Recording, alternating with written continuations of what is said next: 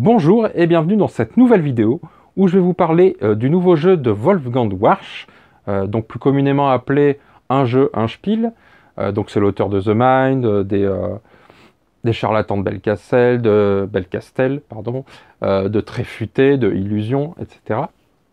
Et donc là il nous arrive avec un jeu qui s'appelle Fuji, qui est donc qui va être distribué par Super Meeple, enfin, même la version, donc Super Meeple, hein, qui était l'éditeur qui remettait au goût du jour, qui rééditait donc des jeux qui avaient quelques années, voire beaucoup d'années, qui mettait vraiment l'accent sur révision un peu des règles, mais surtout du matériel de qualité.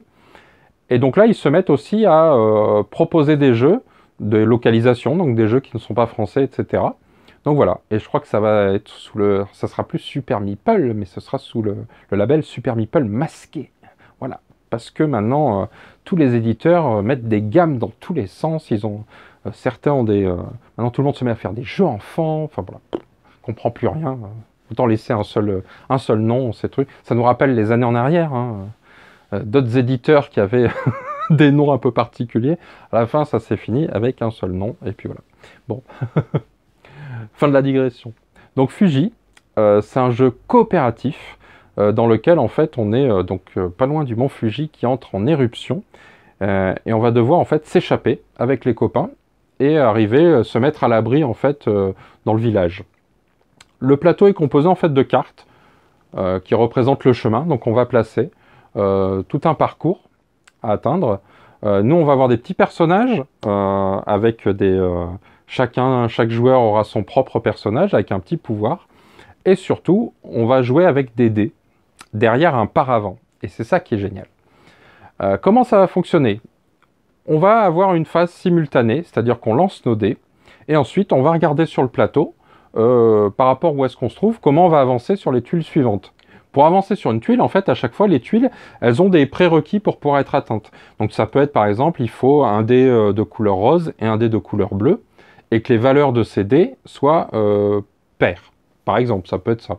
Ça peut être que des valeurs impaires. Ça peut être par rapport aux couleurs. Donc par exemple, que des dés jaunes, etc. Donc on va avoir un petit marqueur à dire, bah moi j'aimerais bien aller là. Et c'est juste comme ça, on discute. Les autres joueurs vont dire, bah non, moi j'aimerais bien aller là, je peux aller là ou là, etc. Évidemment, on n'a pas le droit de dire quelles sont la valeur de nos dés, ni les couleurs. Donc on peut juste dire, oui, là je peux y aller en fonction de... Là je suis bien placé. Mais on ne peut pas dire exactement quoi. Vous allez comprendre après pourquoi toute la subtilité du système. On décide, évidemment, on ne peut pas aller sur la même tuile, donc chacun va sélectionner une tuile, et une fois que c'est fait, on va révéler les paravents. Et là, on va voir si on arrive à obtenir le prérequis.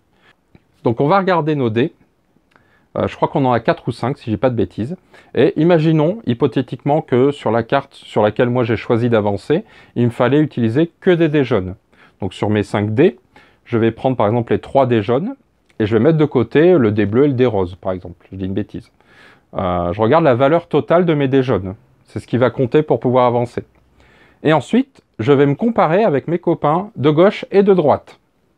Évidemment, ce qui compte, c'est les dés jaunes. Donc il faut que mes valeurs à moi soient supérieures à leurs valeurs à eux, sachant que je ne sais pas exactement ce qu'ils avaient. Donc il y a des petites subtilités hein, de comment voir à peu près comment se déroule le jeu. C'est ça qui est génial, il y a une petite prise de risque, il y a un peu de communication, il y a un peu d'analyse de plateau. Si je réussis, c'est-à-dire que c'est moi qui ai la valeur supérieure, ben c'est bon, mon déplacement est validé, j'avance.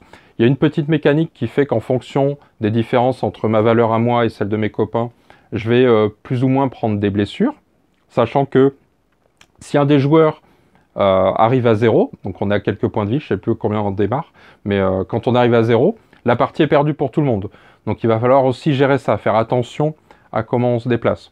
Ou alors, ben c'est simple, il y a un copain qui a plus de valeur que moi en dés jaunes, du coup je ne me déplace pas, je reste sur place. Et je prends des dégâts parce qu'on n'est pas là pour rigoler. Donc ça c'est la première chose. La deuxième chose, une fois que tous les joueurs se sont déplacés ou pas, on va retourner des tuiles, en fait c'est l'avancée du volcan. Et là pareil, si le volcan nous rattrape avant que tous les joueurs se soient mis en sécurité au village, c'est perdu aussi.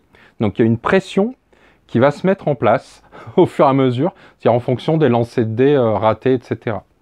Donc comme je l'ai dit, moi, on a regardé les jeunes pour moi. Mais du coup, j'ai comparé aussi en fonction de mes copains, qui eux, par exemple, devaient avoir, je sais pas, si quelqu'un utilisait du rose, et qu'il lui fallait les dés impairs rose, ben, je regarde si moi, mon dé rose, c'est un impair, eh ben, on va se comparer entre nous, etc., etc. Donc mécaniquement, franchement, c'est très très intéressant. Nous, on y a joué à 3, ça tournait super bien. C'est typiquement, ça m'a fait penser à The Mind, mais ça n'a rien à voir en termes de mécanique et tout, mais en termes de... The Mind est un jeu très clivant, c'est-à-dire que soit on rentre dans la partie et on vit une expérience vraiment magique, c'est quelque chose d'extraordinaire, soit on rentre pas du tout dans le jeu et on ne comprend pas. On se dit, bah, The Mind, c'est un jeu, c'est pas un jeu, c'est... Voilà.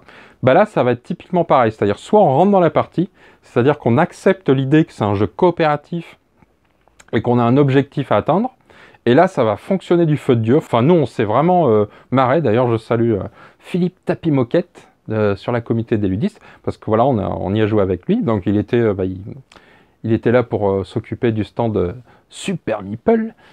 Donc voilà, on a fait vraiment une partie, on s'est éclaté typiquement.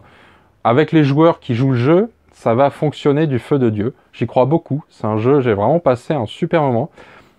Il y a plusieurs niveaux de difficulté. Donc je vous ai dit, il y a le chemin, déjà le parcours, ça on construit en début de partie. Mais il y a aussi un niveau de difficulté, c'est-à-dire qu'on va prendre plus ou moins de points de dégâts, etc. etc. Ce que je n'ai pas dit non plus, c'est qu'il peut y avoir des objets à récupérer, de l'équipement. Sur le parcours, on va pouvoir récupérer des choses. Car je vous ai dit, chaque personnage a un pouvoir. Donc par exemple, en général, pour se déplacer, on peut avancer jusqu'à 2 cases. Donc voilà, on a une portée de 2 cases. Moi, mon pouvoir à moi, par exemple, c'était je pouvais aller jusqu'à 3. Donc ça me permettait d'avancer beaucoup plus vite. Sauf que ça n'a pas d'intérêt à ce que j'arrive en sécurité tout seul trop tôt.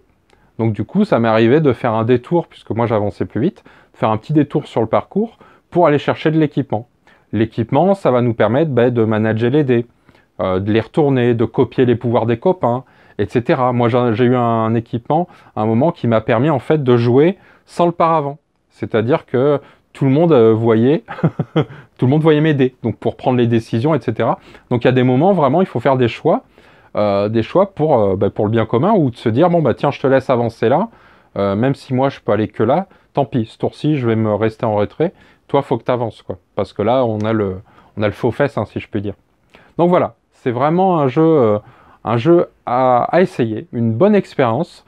Moi qui aime pas trop les jeux avec du dé, bah là on le subit pas du tout, le dé. On peut toujours faire quelque chose, on peut toujours essayer de s'en sortir en tout cas. Il y a moyen vraiment de faire de la prise de risque, la prise de décision, et ça moi j'aime beaucoup. On a de très bonnes sensations. Les illustrations j'ai beaucoup aimé, je les trouve vraiment sympas, avec un petit bémol quand même, les personnages qu'on incarne. Donc je vous l'ai dit, on est en train de s'échapper du mont Fuji qui est en pleine éruption volcanique, enfin c'est un peu la débandade, et on est tous les personnages sont en costume. On dirait vraiment des mecs de la mafia, enfin voilà, c'est un peu bizarre, alors qu'en fait on aurait plutôt envie d'avoir des trucs un peu aventuriers, un peu badass, un peu tout ça, et là on se retrouve un peu plutôt avec l'ambiance Le Parrain. Bon, ça crée un décalage, un peu dommage, c'est le petit truc, bon c'est le petit bémol. En tout cas voilà, si vous avez l'occasion d'y jouer en festival, en association ou autre, bah, franchement n'hésitez pas, c'est une expérience à vivre. Moi ce que j'aurais bien aimé, alors c'est pas nécessaire, hein, mais j'aurais bien eu envie d'un petit truc narratif en fait. Peut-être ce qui manque, un petit peu de texte quelque part pour nous raconter une histoire, ou le scénario de base, quand on choisit une configuration de départ. Voilà, qu'il y a un petit truc, ça manque pas, c'est très bon sang, mais voilà, moi c'est mon petit côté, en ce moment on aime bien, voilà, il faut mettre saupoudrer du narratif un peu partout. Donc voilà, c'était Fuji de Wolfgang Warsch. Merci et bon jeu.